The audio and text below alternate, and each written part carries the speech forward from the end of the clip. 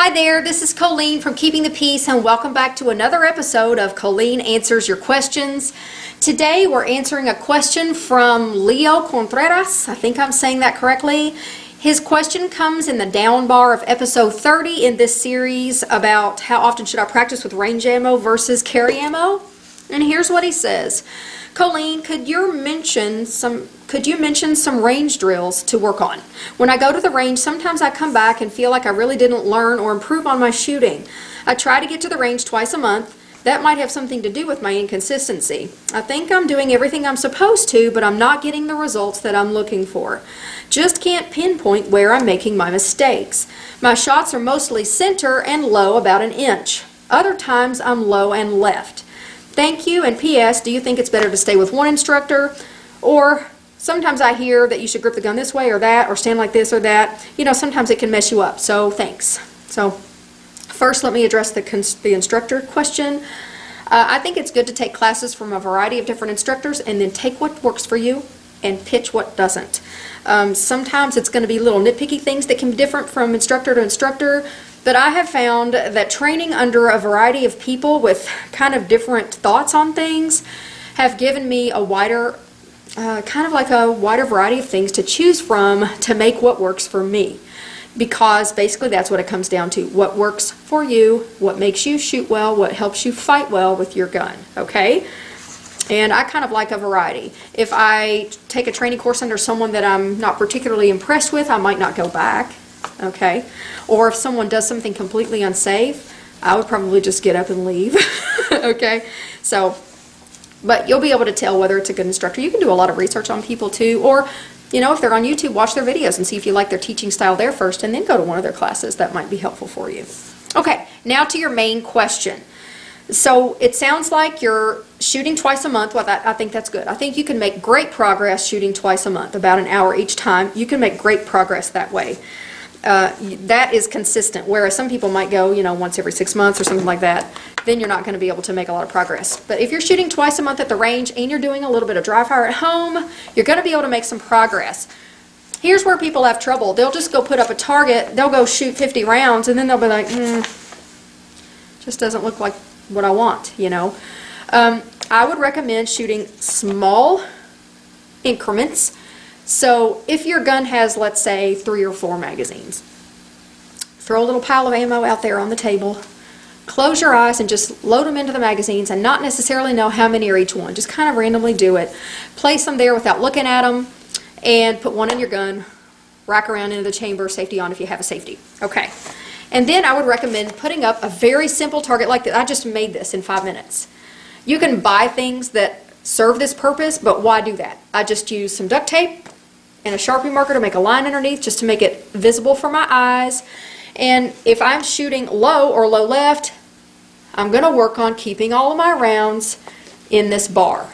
Okay, so you're already grouping well as far as, you know, side to side goes, but we're going to work on getting you top to bottom. So this is about 1.5 inch wide piece of tape, and you can work yourself down to a much narrower channel. You can just draw it with a marker if you want to. I've done that before at the range. I keep a lot of Sharpies in my range bag for that purpose. Okay. If you were having trouble hitting left or right, you could spin this same thing up and down this way and do the same exercise I'm going to tell you. Okay, but we're working this way for you. So you have these horizontal bars. I would recommend starting at 3 yards. Put that sucker at 3 yards. Shoot maybe 4 magazines of, you know, your random numbers of rounds.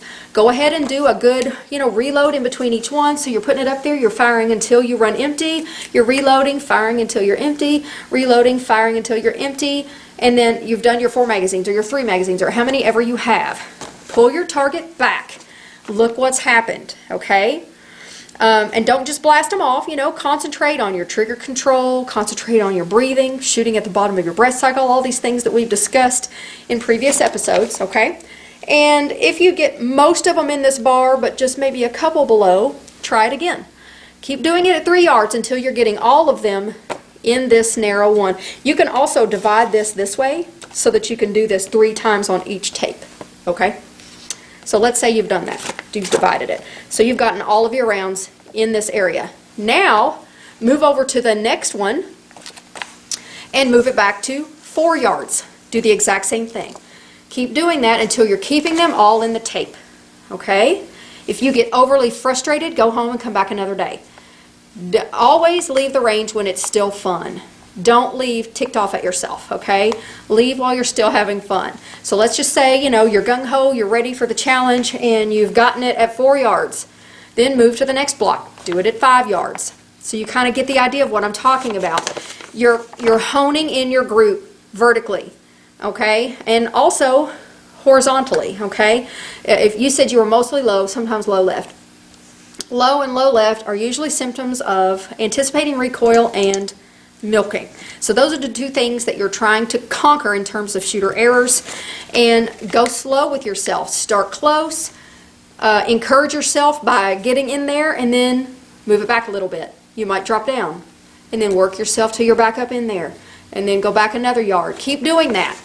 Keep doing that until you're comfortable at the longest distance you have in your house that you could have to possibly engage an intruder, okay? So in our house, 10 to 15 yards, it's probably as far as I'm ever going to have to shoot in my own house. I like to train out to 20 yards because it's fun. But that's a great exercise. If you've nailed this all the way out to the furthest distance that you feel is necessary, then make yourself another one with narrower lines. So it's a really simple, really cost-effective exercise. You can make it very inexpensively, and I think it'll really help you. After you've done this at the range a few times and you feel like, you know, you've given it a decent try, come back and let me know how it goes. Let me know if you find that you're improving. You can also do the same type of thing with dry fire. You know, you can just hang this up on the door or up on the gun safe or wherever it is that you dry fire, and watch your muzzle. Also, once you feel like you're making some progress, pick a good distance and randomly put in some snap caps here and there with your ammunition so that you'll have the opportunity to analyze what happens to your gun when you strike the snap caps. We've talked about that in previous videos too. It's called a ball and dummy drill. It'll just help you diagnose yourself. Also, videotape yourself. That's a great way to see what you're doing to your gun too. But I think this will help you. Simple, easy, and effective. See you in the next episode. Bye.